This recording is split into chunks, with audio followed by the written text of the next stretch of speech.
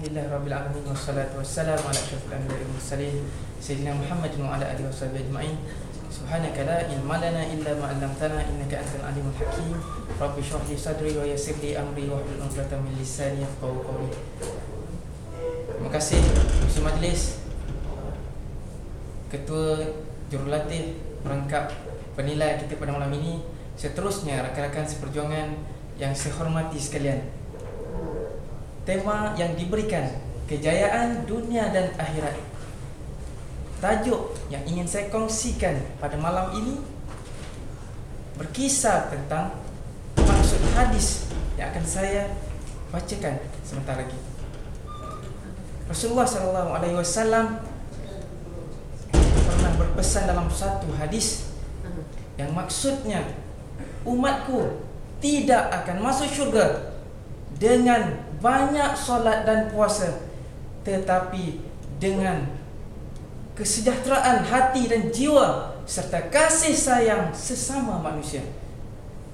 Saudara-saudari yang saya hormati sekalian, Nabi SAW berpesan kepada kita, mengingatkan kita dalam hal ini bahawa tidak mudah untuk kita masuk syurga.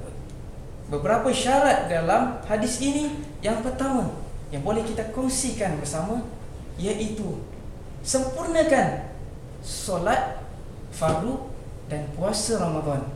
Tetapi saudara, dengan sempurnanya solat dan puasa kita tidak menjamin untuk kita masuk syurga Allah SWT, kata Nabi.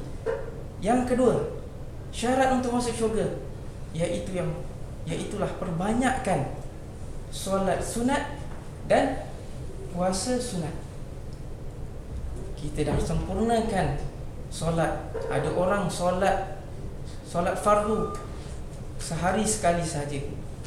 Ada orang solat sepanjang tahun satu hari sahaja, Idul Fitri. Ada orang tidak pernah solat langsung. Bahkan solat sunat jauh sekali, saudara.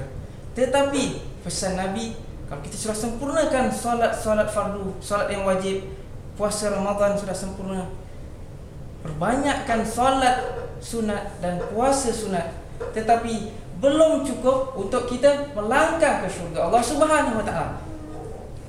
Syarat yang ketiga, pesanan yang paling penting dalam hadis ini, iaitu kita mensejahterakan hati kita dengan kasih sayang kita sesama manusia. Dalam hadis lain Rasulullah SAW berpesan, saya teringat tadi matan, saya cuba menghafaz ni pada petang tadi sebelum berbuka puasa. Al-Muslim man salimal muslimun bilisani wa biyadihi.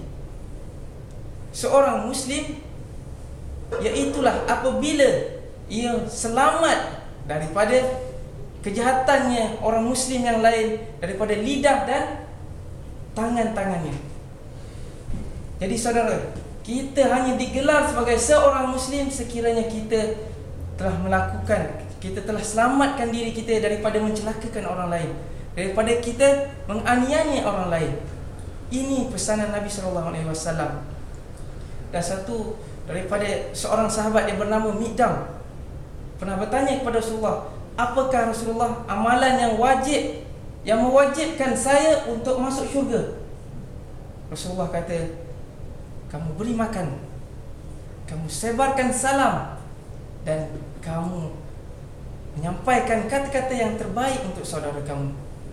Jadi saudara-saudari, saya mengambil kesempatan ini untuk menyeru kepada diri saya dan kepada saudara-saudari sekalian, ayuh kita berkasih sayang, mencapai kejayaan yang sebenar dengan cara kita menjaga diri kita, hubungan kita dengan sesama saudara kita.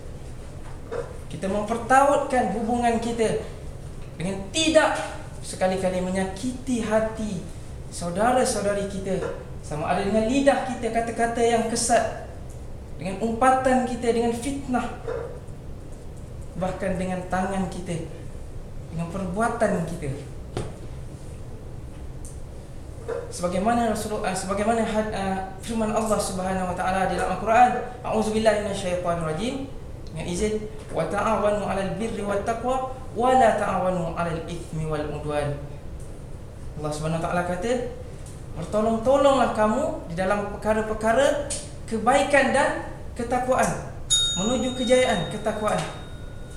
Dan jangan kamu sekali-kali bertolong-tolong di dalam perkara-perkara keji dan juga perkara-perkara permusuhan. Jadi sama-sama saudara, kita renungkan, mudah-mudahan kita dapat amalkan bersama. Sekian, wabillahi taufiq wal hidayah. Wassalamualaikum warahmatullahi wabarakatuh.